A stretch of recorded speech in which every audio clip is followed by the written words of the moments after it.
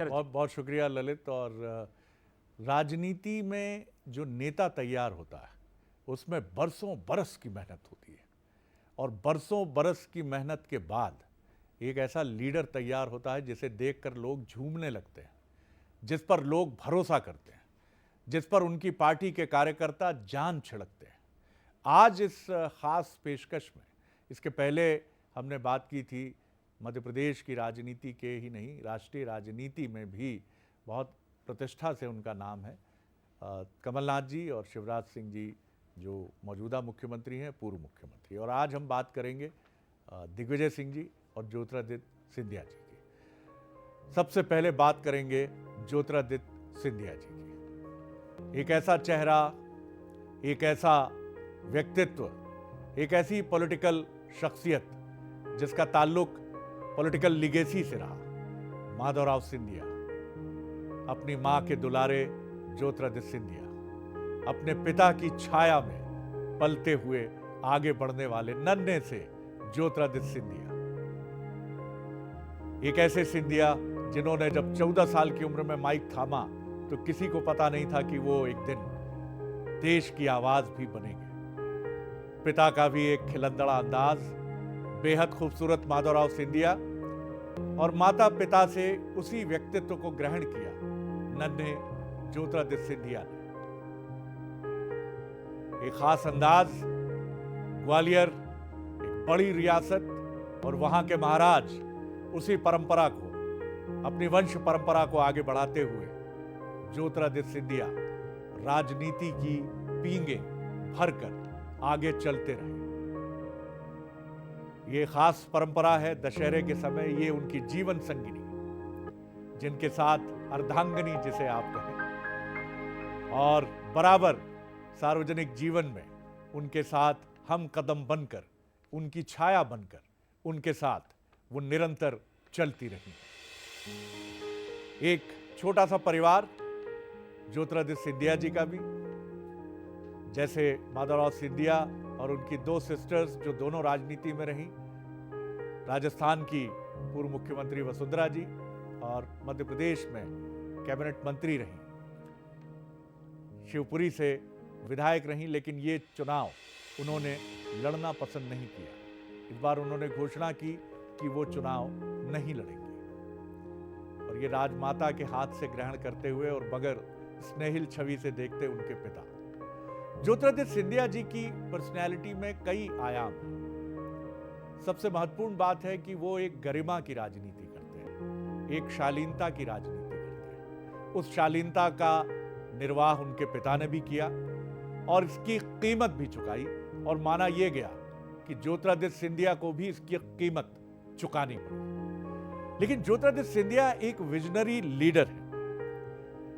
कुछ बरस पहले जब वो कांग्रेस में थे, बंसल न्यूज ने उनसे बात की और उन्होंने एक ऐसी मार्के की बात की जिसे सुनकर हम भी अचंभित रह गए, और 2023 के चुनाव में तो उनकी ये बात परफेक्टली राइट बैठती है। उन्होंने कहा था कि 20 साल पहले चुनाव पार्टियों का चुनाव होता था, लेकिन अब ये चुनाव चेहरों का चुनाव है। आइए आपको सुनवाते हैं कि बंसल न्यूज से बातचीत में 6 बरस पहले ज्योतिरादित्य सिंधिया ने क्या कुछ कहा था। राजनीति शरद जी पिछले 30-40 सालों में बहुत बदल चुकी है। सन 1984 में जब पहली बार मैंने अपने पूज्य पिताजी के चुनाव के प्रचार में मैं जूझा था, उस समय में राष्ट्र स्तर पर पार्टी का निशान 80% होता था और प्रतिनिधि ये कैंडिडेट 20% होता था। जी। आज वो स्थिति राष्ट्र में पूरी तरह से बदल चुकी है। जी। आज कैंडिडेट है 80%, पार्टी है 20%। आप तो सांसद की चुनाव की बात करो, विधानसभा की चुनाव की बात करो, मैं तो कहता हूं कि आप जिला पंचायत की बात करो, जनपद की बात करो, या नगर पालिका की बात करो, या पार्षद की बात करो, आज जनता जरूर चेहरा देखना चाहती है। तो ये राष्ट्र भर में ये वास्तविकता हो गई है जी कि एक प्रेसिडेंशियल फॉर्म ऑफ इलेक्शन धीरे धीरे वो भी इस फॉर्मूला में आ चुका है। जी कमाल की बात है। देखिए, ये राजनेता कितना भविष्य में झांकने की क्षमता रखता है। और मुझे याद है वो दौर भी जब पिताजी की मृत्यु के बाद ज्योतिरादित्य सिंधिया भोपाल आए थे। मैं कब जर्नलिस्ट था, जिसको आप कह सकते हैं प्रशिक्षु पत्रकार था, और एक नेशनल न्यूज एजेंसी में बतौर प्रशिक्षु पत्रकार मैं काम करता था। तो मुझे याद है कि ज्योतिरादित्य सिंधिया हर पत्रकार के पास जा रहे थे, हार्वर्ड से पढ़कर लौटे थे, इकोनॉमिक्स उन्होंने पढ़ा, और हार्वर्ड दुनिया का नामचीन एजुकेशनल इंस्टीट्यूशन है। वहाँ से लौटने वाले ज्योतिरादित्य सिंधिया बड़ी विनम्रता से हम सब से कह रहे थे कि मुझे अब राजनीति संभालनी होगी, मुझे पिताजी की परंपरा को, महल की परंपरा को आगे बढ़ाना है, मुझे आपका साथ चाहिए, मुझे आपका समर्थन चाहिए, मुझे आवश्यकता होगी मार्गदर्शन की भी।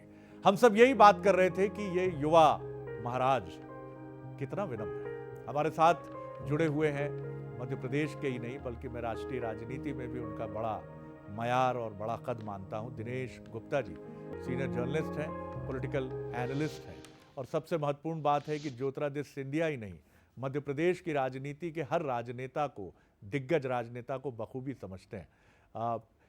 आपको भी याद होगा दिनेश जी, वो होटल पलाश की वो प्रेस कॉन्फ्रेंस जहाँ ज्योतिरादित्य सिंधिया जी बड़ी विनम्रता से, एक युवा सिंधिया जी, बड़े अट्रैक्टिव, बड़ी डैशिंग, अभी भी वही पर्सनैलिटी है। कैसे याद करते हैं आप ज्योतिरादित्य सिंधिया जी के व्यक्तित्व को, जिसमें राजनीतिक व्यक्तित्व भी शामिल है?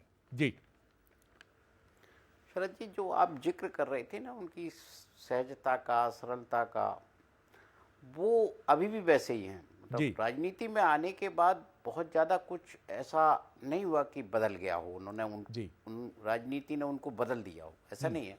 वो जो उनके दिल में है वो उनकी जुबान पर होता है। उन्हें लगता है कि जहाँ करेक्शन की ज़रूरत है वो करेक्शन कर लेते हैं, और किसी से यदि मार्गदर्शन की बात है, वो मार्गदर्शन लेने में उनको जरा भी देर नहीं करते। वो पूछ लेते हैं कि अच्छा मुझे करना चाहिए तो कर लेते हैं जी। वो आप उनको देखेंगे तो इतने बड़े कद पर, इतने बड़ी पोजीशन में पहुंचने के बाद भी वो उन्होंने अपने आप को नहीं बदला। अब वो जो है, ना तो उन्होंने कुर्सी को अपने ऊपर सवार होने दिया, और लोगों से जुड़ाव उनका पहले से ज़्यादा हुआ। माधवराव जी जो उनके पिताजी थे, उनसे भी कई कदम आगे जाकर उन्होंने लोगों को अपने साथ जुड़ा। ऐसे ऐसे लोग उनके साथ जुड़े जो उनके पिताजी के दौर में विरोधी हुआ करते थे। तो ये क्षमता उनमें है, लोगों को अपनी ओर खींचने की जो क्षमता उनके पास है वो अद्भुत है।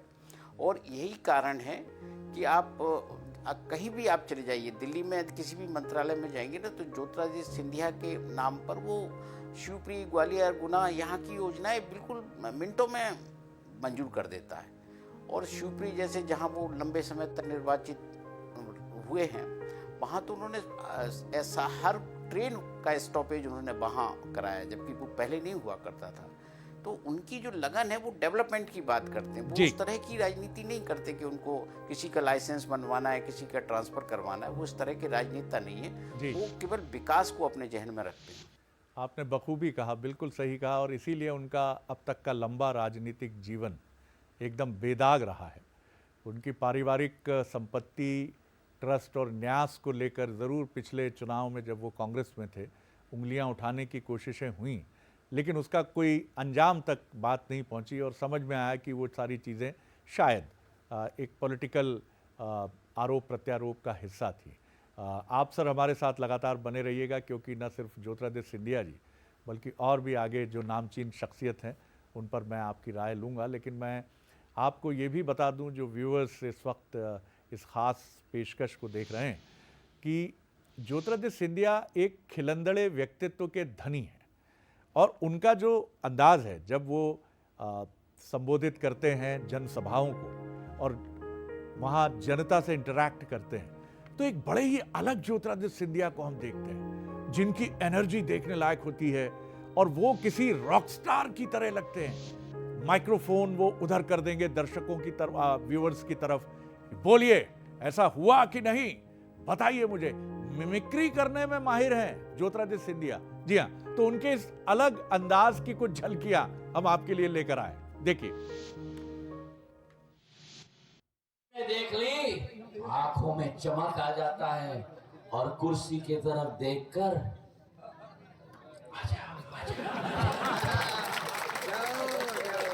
सही है कि नहीं? 2003 में तो बिजली आती थी जैसे मैंने कहा, टिप टिप टिप टिप। आया। एक तरफ डबल इंजन की सरकार और दूसरे तरफ बिना इंजन की सरकार। एक तरफ आपका तलवार और आपका धार और दूसरे तरफ श्रीमान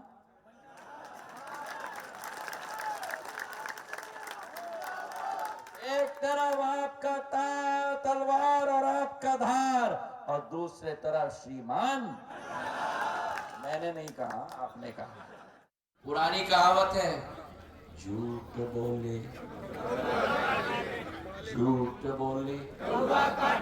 काले कौवे।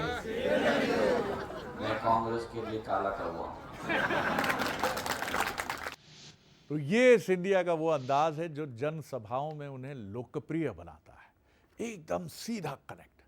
क्या हुआ, कैसे हुआ, ये कर दिया, वो कर दिया। एक जोशीला अंदाज उनको अलग ले जाता है। लेकिन राजनीति फूलों की सेज नहीं है। उनके पिताजी ने भी बहुत तकलीफें उठाई इसकी वजह से, और ज्योतिरादित्य सिंधिया भी इसका अपवाद नहीं है।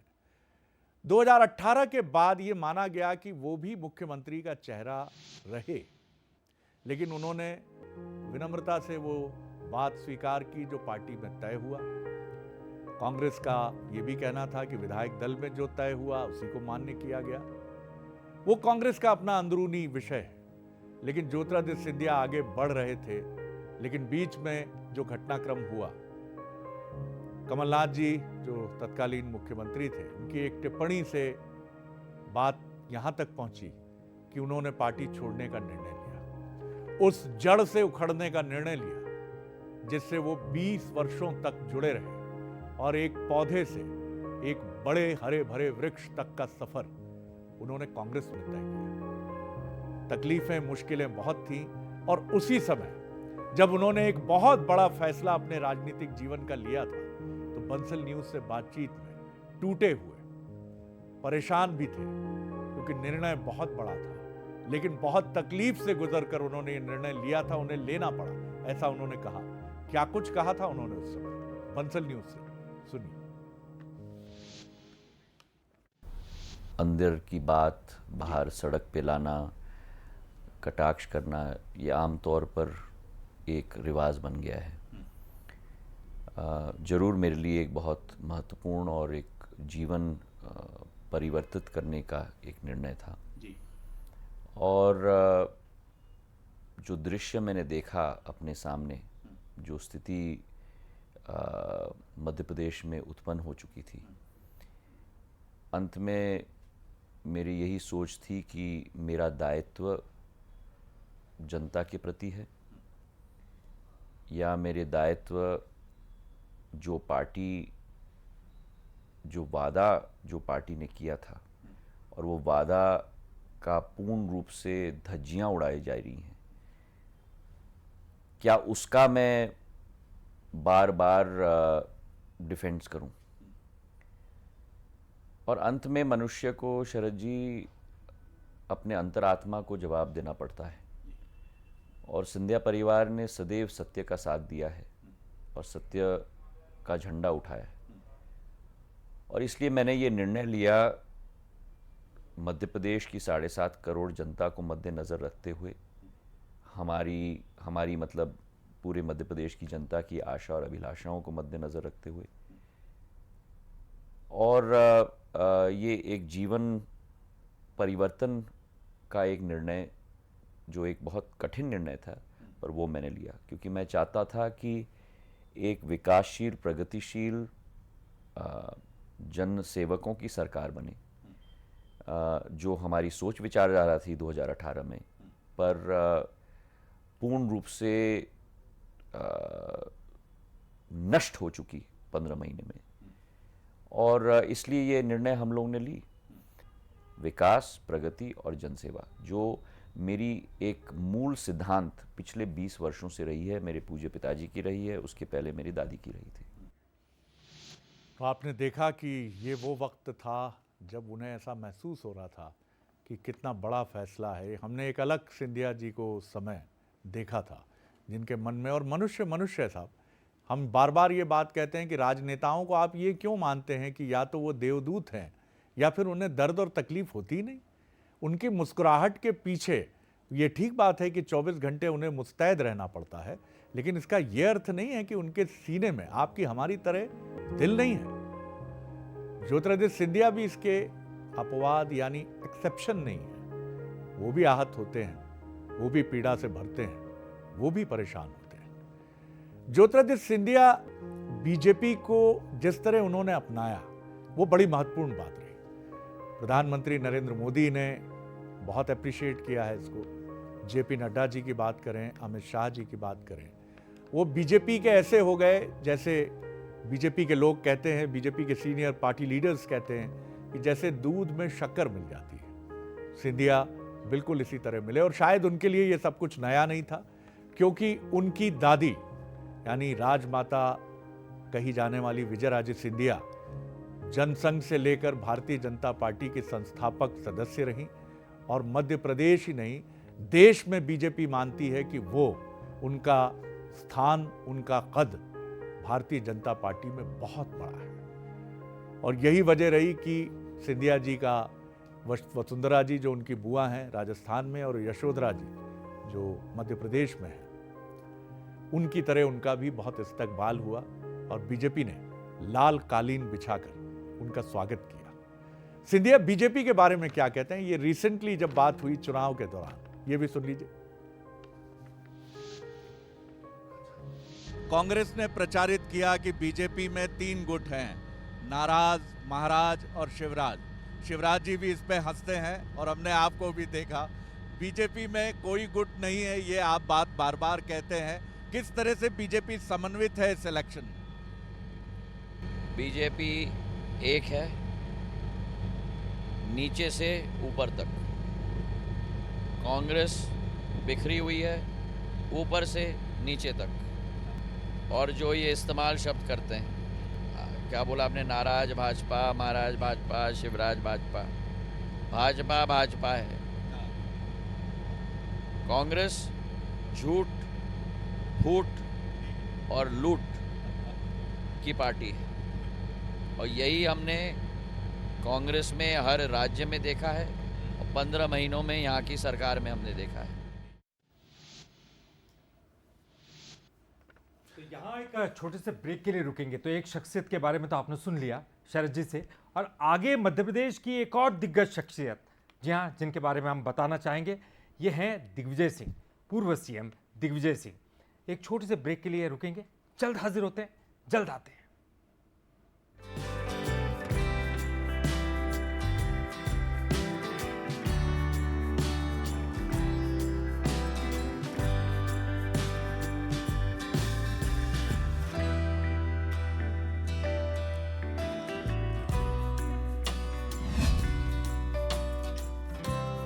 दादी का किचन